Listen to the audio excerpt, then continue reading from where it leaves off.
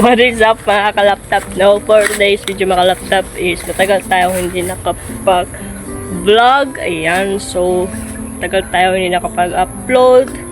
And then sabi ko sa inyo sa last vlog natin is mag-update ako sa inyo pag mayroon ng progress dito sa barracks natin. So ngayon, hindi ko pa talaga yan na parang nagawa. Kasi busy tayo. Ngayon lang tayo nakauwi galing sa Butuan City. So, siguro sa next day na yan kasi exam namin sa summer class bukas. So, siguro pag uwi ko is magano tayo dito sa mini fish barracks natin, pero hindi ko i-vlog yon. Ano lang muna.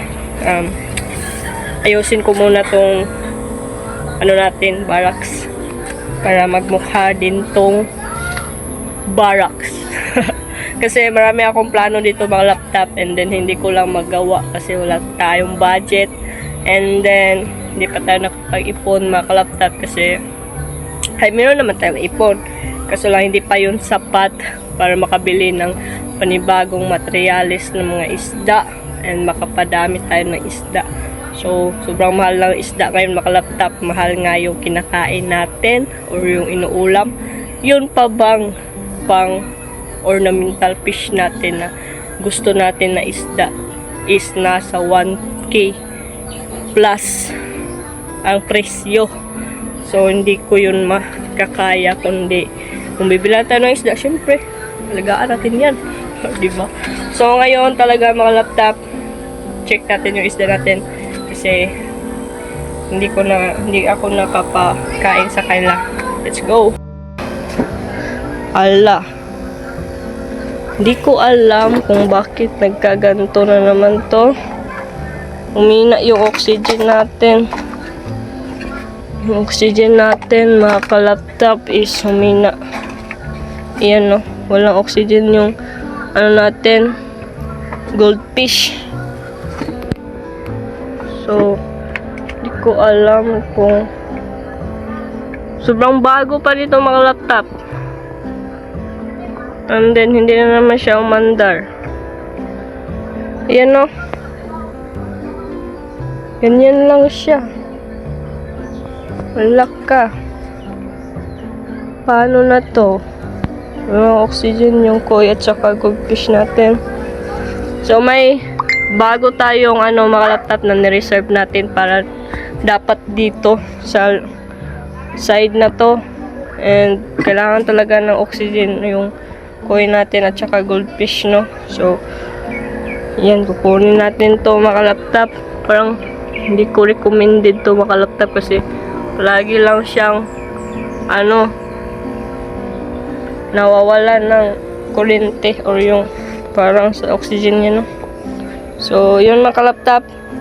Kunin natin yun para makabit natin sa sa gold. Mga kalaptop po, DDC Aqua.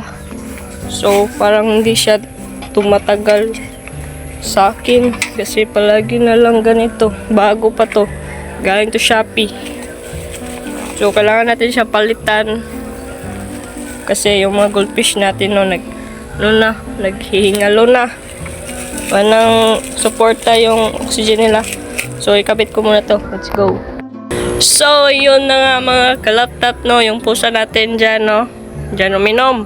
And then, yung oxygen nila mga laptop is maayos na, no. Hindi na naghingalo yung mga isda natin, lalo na yung koi at saka yung sa goldfish kasi sobrang sensitive talaga ng mga isda niyan mga laptop. And then, ito, hindi ko alam kung magtatagal pa to sa atin kasi last na to siya, last item na to sa oxygen natin no. And then ayun, buti na lang talaga mga laptop meron tayong extra oxygen kasi kung wala tayong budget sa pagbili ng oxygen na yan, mahirapan tayong i-sustain yung oxygen na kailangan nila, lalo na yung sa goldfish. Ayan. So, ngayon, hindi ko pa pinakain ko na yung mga koi dyan para sila hindi sila magutom and and makabawi sila makalaptop kasi palagi kong hindi to binibigyan ng pagkain. And lalo na dito sa mga fry natin, no, hindi ko alam yung ano talaga mga laptop, yung sekreto kung paano ba mas lumaki yung isda. Kasi based sa experience ko mga laptop is lumalaki talaga yung isda kapag kasama yung parents nila. Lalo na yung past ko guys na nag-alaga ng isda. Yung mga purple dragon ko is nandyan lang siya sa isang ref tub, and kapag nag-anak sila is hindi ko kinukuha yon. Kumbaga dyan ko na hinahayaan ko lang sila mga laptop, and then ganun lumaki sila ng malusog, and then times 2 pa yung laki ng paray natin sa parents nila.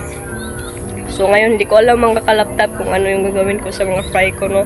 Binibigyan ko naman sila ng BBS, yung palaging pinapakain ng mga fish vlogger natin dyan. So ayun, balik tayo dito. Papakainin ko sila gamit ang BBS. And then ito yung ano nila, kutsara. Ayan, ito yung kutsara nila, sobrang green kasi may ano to siya sa Avocadoria. Ayan, kumain kami na sa Avocadoria. So sobrang sarap ng mga ano nila, avocado. And then ito yung gagamitin kong kutsara pagtimpla ng BBS. So dito lang muna yan. Ito yung kutsara na ginagamit natin. Yan. So yung ano ko guys, pusa. Psst. Yan. So yun lang mo siguro mag-laptop. Nakita nyo naman kung paano ako magpakain sa ating mga isda. So hindi ko na pahabain yung vlog ko mga laptop kasi alam ko naman na hindi kayo mahilig sa mga long videos. So ayun lang siguro mga laptop, update ko kayo kapag medyo maliwalas na tingnan yung mini barracks ko, no. So yun lang, salamat sa panonood, and don't forget to like, share, comment, and subscribe to my channel, and click the tiny bell para palagi updated sa susunod na upload. So yun lang, peace out!